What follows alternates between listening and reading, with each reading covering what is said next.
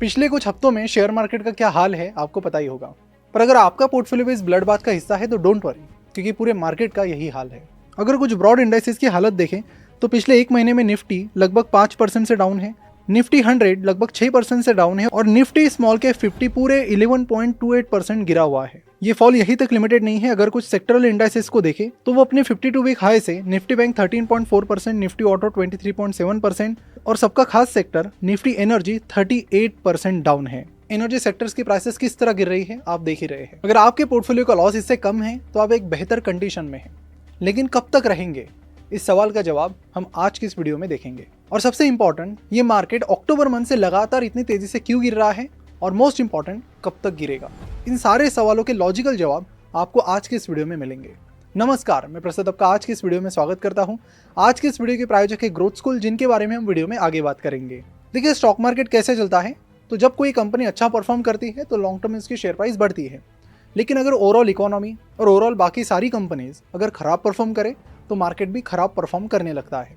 तो सबसे पहले इंडियन इकोनॉमी पर नज़र डालते हैं। ये एक ऐसा फैक्टर है जो आपके लिए, जो मैं डेटा भी रिवील करने वाला हूँ, वो काफ़ी ज़्यादा शॉकिंग होने वाला है। देखिए, आरबीआई क्या करती है कि हर साल ग्रोथ फोरकास्ट करती है, यानी किसी फाइनेंशियल ईयर में इंडियन इकोनॉमी किस तेज़ी से बढ़ेगी इसका एक फोरकास्ट देती है, जो कि था 7.25%। अगर इस नंबर पर ध्यान दें तो ये कोई बहुत अग्रेसिव नंबर नहीं था, ये मॉडरेट नंबर था। कई बार हम 7% के आसपास की जीडीपी ग्रोथ दिखाते आ चुके हैं। लेकिन क्या है कि अगर हमें डेवलपिंग इकोनॉमी से डेवलप इकोनॉमी की तरफ जाना है तो ये जो ग्रोथ है, जो हमारी ऑन एन एवरेज अब तक 6 से 7% रही है, इसे हमें 10% तक लेकर जाना पड़ेगा। और पिछले 4 सालों की अगर बात करें, देखिए 2021 तो एक एक्सेप्शन ईयर था। 9.7% की ग्रोथ हमारी हुई थी, बहुत ज़्यादा हुई थी। वो इसलिए क्योंकि 2020 में हम -5.8 थे तो उसकी रिकवरी हो गई। फिर 2022 में हम 9.7 से सीधा 7% पर आ गए और 2023 में और हमारी ग्रोथ बढ़कर 8.2% हो गई। तो इस हिसाब से 7.25% was a very conservative estimate. लेकिन शॉकिंगली हुआ ये कि आरबीआई ने अभी बीच में ही इस नंबर को रिवाइज कर दिया है, और रिवाइज करके बढ़ाया नहीं है बल्कि कम किया है, और अच्छा खासा कम करके इसे 6.6% पर लाया है। अगर इस फाइनेंशियल ईयर की बात करें तो इंडिया का जो जीडीपी ग्रोथ चल रही है वो 6.4% की चल रही है, यानी आरबीआई ने जो रिवाइज एस्टिमेट दिया है उससे भी कम। उससे भी शॉकिंग चीज़ ये है कि जो Q2 था उसमें इंडिया की जो जीडीपी ग्रोथ रही है वो मात्र 5.4% की रही है। अब देखिए, कई बार हम बात करते हैं कि हमें चाइना को बीट करना है, हमें डेवलपिंग से 2047 तक डेवलप कंट्री बनना है, लेकिन ऐसी चीज़ों के लिए एक स्ट्रॉन्ग इकोनॉमिक ग्रोथ होनी भी ज़रूरी है, क्योंकि हम फिलहाल मोस्ट पॉपुलस कंट्री है दुनिया की, यंग जनरेशन है सारी, लेकिन ये जो हमारी स्ट्रेंथ है इसे हम अपॉर्चुनिटी में तब्दील नहीं कर पा रहे हैं, यही ये डेटा बता रहा है। इकोनॉमी की बात करें तो पिछले 2 साल से वो भी डाउनवर्ड डायरेक्शन में जा रही है, लेकिन ऐसे में एक चीज़ है जो बहुत कॉन्स्टेंटली और बहुत तेज़ी से ग्रो कर रही है, तो आप में से ज़्यादातर लोगों को उसका जवाब पता होगा, वो है आर्टिफिशियल इंटेलिजेंस। तो एआई कहीं जाने वाला नहीं है। बहुत सारे लोग एआई को सिर्फ यही समझ रहे हैं कि this will replace job and all, but actual में ये किसी भी व्यक्ति को और ज़्यादा एफिशिएंट बनाएगा। यानी कि अगर आप 1x का काम कर रहे हो तो AI will help you to increase your efficiency to 1.5x to 2x। तो जैसे कि पहले के ज़माने में होता था कि किसी को कंप्यूटर नहीं आता है तो थोड़ा पीछे रह सकता है, और ऐसा हुआ अभी आज के डेट में हम सारे लोग कंप्यूटर या लैपटॉप पर ही काम करते हैं। सिमिलरली आने वाले टाइम में ये कंडीशन आएगी कि जो लोग एआई के साथ पेस नहीं रखेंगे वो शायद थोड़े पीछे रह सकते हैं। और इन्हीं चीज़ों को सीखने के लिए इसलिए मैं आपको रिकमेंड करूंगा ये 3 hour hands on AI training. इस ट्रेनिंग का लिंक आपको नीचे डिस्क्रिप्शन और कमेंट बॉक्स में मिल जाएगा। जनरली ये ट्रेनिंग पेड होती है, लेकिन हमारे पहले 1500 लर्नर्स के लिए ये एब्सोल्युटली फ्री होने जा रही है, जिसमें आपको कुछ भी अमाउंट पे करने की जरूरत नहीं है। मैंने खुद ये हैंड्स ऑन एआई ट्रेनिंग काफ़ी टाइम पहले ही अटेंड की है और 25+ एआई टूल्स और ChatGPT हैक्स सीखे हैं। इसमें से कई सारे हैक्स मैं अपनी रिसर्च में और अपनी यूट्यूब चैनल चलाने में भी यूज़ कर रहा हूँ। इस ट्रेनिंग को अटेंड करके आप सीखोगे कि एआई का यूज़ करके कैसे जॉब हंटिंग करें, एक्सेल शीट्स में कॉम्प्लेक्स डेटा को सेकंड्स में कैसे सॉर्टेड करें, यूनिक प्रेजेंटेशंस बनाना, बिजनेस स्ट्रैटेजीज फ्रेम करना और अपना पर्सनल ब्रांड बिल्ड करना। चाहे आप टेक फील्ड में हो या फिर non tech, sales, marketing, HR, founder या फ्रीलांसर हो, ये ट्रेनिंग आपके लिए है। ऑलरेडी 1 मिलियन लोग ये ट्रेनिंग अटेंड कर चुके हैं और अपनी करियर ग्रोथ को बूस्ट कर चुके हैं। तो अभी नीचे डिस्क्रिप्शन और कमेंट बॉक्स में दी गई लिंक पर क्लिक करके फॉर्म फिल कीजिए और उसके बाद व्हाट्सएप ग्रुप ज्वाइन कीजिए, जहां पर आपको इस ट्रेनिंग के टाइमली नोटिफिकेशंस मिलेंगे। तो चलिए अब बढ़ते हैं वीडियो की तरफ। अब आपको एक शॉकिंग डेटा बताता हूँ। आप जो स्क्रीन पर देख रहे हैं ना, ये चाइना की जीडीपी ग्रोथ है। ये 1990 से लेकर अब तक का डेटा है, पिछले 30-35 सालों का डेटा है। और यहाँ पर आप देख सकते हो कि 1991 में इनकी ग्रोथ 9.3% की थी, फिर 14.2% इनकी ग्रोथ थी।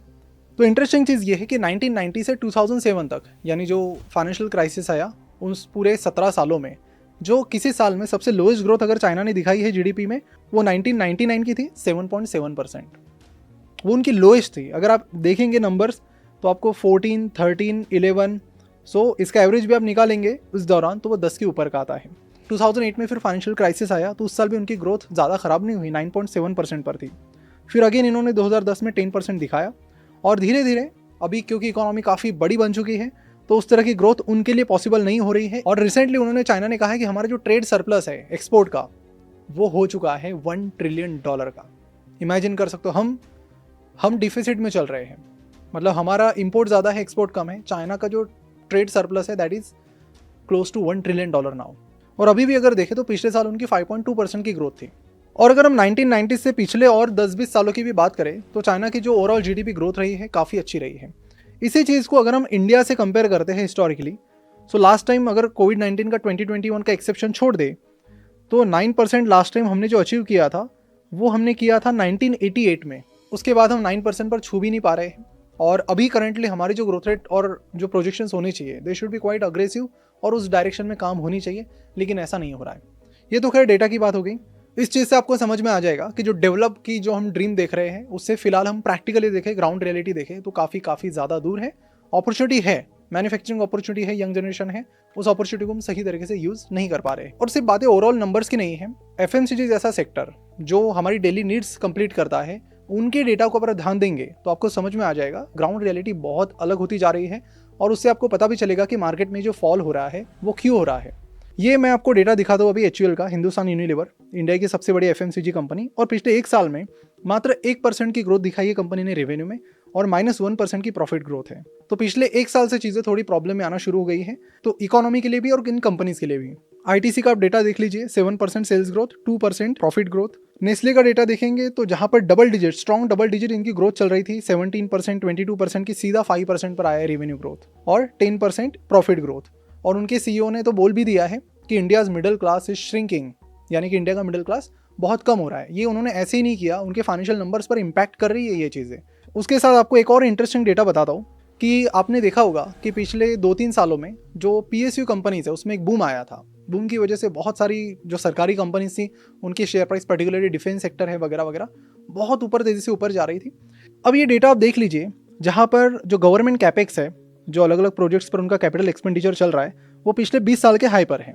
अब ये जो स्काई ब्लू टाइप में जो कलर की लाइन है दैट इज गवर्नमेंट कैपेक्स, कि गवर्नमेंट अलग अलग प्रोजेक्ट्स पर कितना पैसा स्पेंड कर रहा है, and that is on 20 years का हाई पर चल रहा है। यानी सरकार का कैपिटल एक्सपेंडिचर तो बहुत तेजी से बढ़ रहा है। वहीं पर अगर हम प्राइवेट सेक्टर के कैपिटल एक्सपेंडिचर को देखें जो इकोनॉमी के लिए बहुत ज़्यादा मैटर करता है, उसका जो कैपिटल एक्सपेंडिचर है लगातार, आप ये जो ग्रीन वाली लाइन देख रहे हो, आपको दिखेगा कि ये बहुत नीचे गिर रहा है।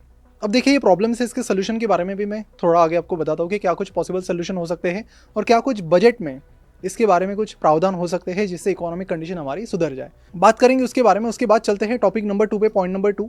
तो मार्केट क्यों गिर रहा है, इसके पीछे जो सेकंड मेजर रीज़न है वो है कि इंडिया का रुपी जो है वो बहुत तेज़ी से फॉल हो रहा है। अब आप बोलेंगे कि इससे मार्केट क्यों गिरेगा, तो इसका एक लॉन्ग टर्म इम्पैक्ट होता है, एक चेन रिएक्शन होती है। देखिए इंडिया का ट्रेड सरप्लस लगातार बढ़ रहा है, फिलहाल लगभग ऑल टाइम हाई के करीब चल रहा है और बहुत क्रेजीली हम चीज़ें इंपोर्ट तो कर रहे हैं लेकिन उतनी चीज़ें एक्सपोर्ट नहीं कर पा रहे, इसलिए जो गैप है वो बढ़ता जा रहा है और we are net importer now, लंबे टाइम से। अभी जब ये ट्रेड डिफिसिट होती है ना, उसका अपनी करेंसी पर बहुत बड़ा इंपैक्ट होता है, हमारी करेंसी उससे बहुत वीक होती चली जाती है। इसका एक मैंने डिटेल वीडियो बनाया था, अगर आपको वो लॉजिक और सारी चीज़ें डिटेल में जाननी है, बहुत अच्छे तरीके से मैंने इस वीडियो में समझाया था, जिसे आप यहाँ क्लिक करके देख सकते हो। अब देखिए रुपी इतना ज़्यादा गिर गया कि न्यूटन को भी लगा कि यार ये तो ग्रेविटी के अगेंस्ट में हो रहा है।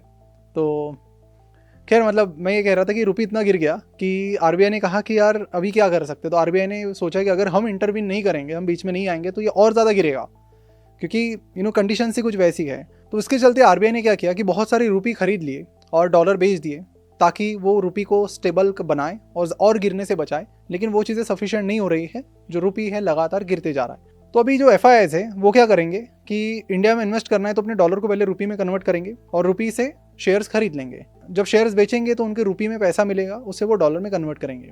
अब देखिए कि जब एक साल पहले मान लो उन्होंने जब डॉलर को रुपी में कन्वर्ट किया तो $1 के बदले उन्हें 80 रुपये मिले, लेकिन अभी बेचते टाइम मान लो एक साल बाद अभी उन्होंने बेच दिया तो $1 के लिए उन्हें 86-85 रुपीज़ देने पड़ रहे हैं। यानी कि अगर आसान भाषा में बताऊं तो जितना रुपी गिरेगा, जो फॉरेन इंस्टीट्यूशनल इन्वेस्टर्स हैं उनके लिए इंडिया की जो डील है वो उतनी फायदेमंद नहीं होगी। तो जितना रुपी गिरेगा उतना नुकसान फॉरेन इंस्टीट्यूशनल इन्वेस्टर्स को है, इसलिए वो जनरली क्या करते हैं कि ये जो रुपी है ये काफ़ी लंबे टाइम से गिर ही रहा है तो उसको वो झेलने के लॉस को झेलने के लिए तैयार थे। लेकिन उनकी ये उम्मीदें थी कि मार्केट, स्टॉक मार्केट इंडिया का बहुत अच्छा परफॉर्म करे, ताकि वो जो 1-2%, 3% का लॉस है वो उसमें से ही कवर हो जाए और नेट नेट उन्हें अच्छा रिटर्न मिले। लेकिन अगर अभी करंट की बात करें तो यूएस बॉन्ड यील्ड जो है वो लगभग 4.5% से भी ऊपर चली गई है, जो अभी 2 साल पहले, 1.5-2 साल पहले 1% के करीब हुआ करती थी। यानी कि वहाँ पर अच्छे रिटर्न्स मिलना शुरू हो गए। प्लस डॉलर की इन्वेस्टमेंट है, डॉलर में मिलेगी, तो ये करेंसी फ्लक्चुएशन का भी रिस्क नहीं है, उसकी भी कोई प्रॉब्लम नहीं है। तो अभी एफआईएस के एक्सपेक्टेशन ये है कि 4.6% यहाँ पर उन्हें बॉन्ड यील्ड से मिल रहा है यूएस में। 2-1% का तो उन्हें नुकसान हो ही जाता है करेंसी की वजह से, तो 4.6 प्लस 2% 6.6, तो वो एक्सपेक्ट करते हैं कि अगर हम इंडिया में इन्वेस्ट करें तो इससे काफ़ी अच्छी खासी मार्जिन के साथ हमें प्रॉफिट मिले। लेकिन ओवरऑल हो ये रहा है कि करेंसी बहुत तेज़ी से नीचे जा रही है अचानक से, and second thing, Indian economy उतनी तेज़ी से आगे नहीं बढ़ रही है, जिसकी वजह से एफआईएस को ये रिस्क लग रहा है अभी कि करेंसी फ्लक्चुएशन भी झेले, और इंडियन इकोनॉमी अगर आने वाले 2-3 सालों में तेज़ी से नहीं बढ़ती है तो उसका भी रिस्क हम पर आएगा। So that is why they are exiting very fast. Very fast मतलब कितना, तो अक्टूबर में एफआईएस की जो नेट सेलिंग थी वो अब तक की ऑल टाइम हाई थी, वो 1 लाख करोड़ से भी ज़्यादा थी। और अभी जनवरी मंथ की बात करें तो उन्होंने अब तक नेट 21,357 करोड़ की सेलिंग की है। तो डीमार्ट जैसी कंपनी, उसकी अगर आप ग्रोथ देखेंगे तो मात्र 17% का प्रॉफिट कंपनी ने दिखाया पिछले क्वार्टर में। ओवरऑल अगर पिछले 1 साल की बात करें तो 18% की सेल्स ग्रोथ और प्रॉफिट ग्रोथ है मात्र 12% की। जिस कंपनी का एवरेज 25% का रहा है ग्रोथ का, वो अभी धीरे धीरे 12-15% पर आ चुकी है। लेकिन वहीं पर कंपनी के वैल्यूएशन की बात करें तो 85-100 इस रेंज में कंपनी का प्राइस टू अर्निंग्स है। अब देखिए, ये पी अगर आपको सस्टेन करवाना है कंपनी को तो आपको उस तरह की ग्रोथ दिखानी पड़ेगी। अगर आप ग्रोथ कम करेंगे तो वैल्यूएशंस भी कम हो जाएंगे और ऑफ कोर्स शेयर प्राइस में फॉल आपको क्लियरली विजिबल होगा। और इसीलिए अगर हम देखें तो डीमार्ट की ही बात करो, परफॉर्मेंस डाउन है तो पिछले 3 साल में कंपाउंडेड सालाना 7% के लॉसेस है लोगों को इस स्टॉक में, पिछले 1 साल में -9% है। Same things for lot of other companies. इसकी अगर बात करें हिंदुस्तान यूनिलीवर की, तो कंडीशन ऐसी है फिलहाल कि पिछले 5 सालों में कंपाउंडेड सालाना मात्र 3% के रिटर्न्स हिंदुस्तान यूनिलीवर ने लोगों को दिए हैं, जो कि एफडी से भी कम है और सेविंग अकाउंट में आपको जितने मिलते हैं उसके करीब आ गए हैं। सिमिलरली बाकी कई सारी कंपनीज की हालत हो रही है कि जो वैल्यूएशन है उसे मैच करने के लिए परफॉर्मेंस नहीं आ पा रही है, और परफॉर्मेंस नहीं पा रही है तो वैल्यूएशंस में बहुत तेजी से करेक्शन हुए हैं। सोलर कंपनीज की बात करें, लोगों ने एकदम क्रेजी वैल्यूएशन पे खरीदना शुरू किया, अब इस डाउनफॉल में वो भी गिर रहे हैं। उसके भी अलग कारण है, नेक्स्ट वीडियो में बात करेंगे हम। तो इसी वजह से बहुत सारी इंडस्ट्रीज सफ़र कर रही है। अगर B2B छोड़े तो काफ़ी सारी इंडस्ट्रीज सफ़र कर रही है। तो यहाँ पर फाइनेंस मिनिस्ट्री के पास इस बजट में एक लास्ट अपॉर्चुनिटी है चीज़ों को क्विकली रिवाइव करके डेवलप इकोनॉमी की तरफ अपनी डायरेक्शन दिखाने की। अगर इस बजट में वो वैसा नहीं आता है तो शायद हमें डेवलप इकोनॉमी की बात नहीं करनी चाहिए मेरे हिसाब से, unless and until we solve the basic things and basic problems that people are facing and companies are facing. और फिलहाल यहीं पर रुकते हैं। अक्टूबर मंथ में भी मैंने यही सिमिलर एक वीडियो बनाया था और उस टाइम भी मैंने बात की थी कि क्यों एक मार्केट जो फॉल अक्टूबर में शुरू हुआ वो कंटिन्यू करेगा, और वो कर रहा है। तो Q3 में और कई सारी कंपनीज के रिजल्ट्स आने बाकी है, बट ओवरऑल अगर आरबीआई के जो रिवाइज एस्टिमेट है उससे आइडिया आ रही है कि Q3 वाजंट गुड। देखते हैं फिर अभी Q4 पर ही नजर है कि जो चल रहा है अभी, तो वहाँ पर रिवाइव करने के लिए budget would be very important. तो किस तरह के टैक्स कट्स आएंगे, किस तरह के न्यू इनिशिएटिव्स और कैपिटल एक्सपेंडिचर सरकार करती है, सबका ध्यान रहेगा। और फिलहाल जाते तो आपको एक चीज़ बताना चाहता हूँ कि जनरली डाउनफॉल एक वर्स्ट टाइम होता है एग्जिट का और एक बेस्ट टाइम होता है एंट्री का, लेकिन मेरा ये मानना है कि इससे भी ज़्यादा के डिप्स आपको और मिलेंगे। मतलब एकदम जल्दबाजी मत कीजिए, स्टेप्स में बाय कीजिए। कोई भी स्टॉक को खरीदना एक साथ पूरा मत खरीदें। डाउनफॉल में ही आपकी स्ट्रैटेजी होनी चाहिए कि थोड़ा थोड़ा खरीदें, ताकि जो डाउनफॉल में एवरेज आपको प्राइस अच्छी खासी मिल जाए। और यहाँ पर काफ़ी कुछ स्टॉक्स आपको डिस्काउंट में मिलेंगे, बट वैल्यूएशन का प्रॉपर स्टडी करके ही करिए। रैंडम स्टॉक्स को मत खरीदे कि ये 50% गिर गया तो इसको खरीद लेता हूँ। Look at the proper valuation और उसके बाद ही अपनी डिसीजन लीजिए। तो फिलहाल हम यहीं पर रुकते हैं।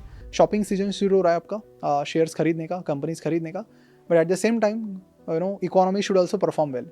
देखते हैं हाउ इट गोज। तो अपडेट करूंगा आपको सारे माइक्रो और मैक्रो फैक्टर्स के बारे में।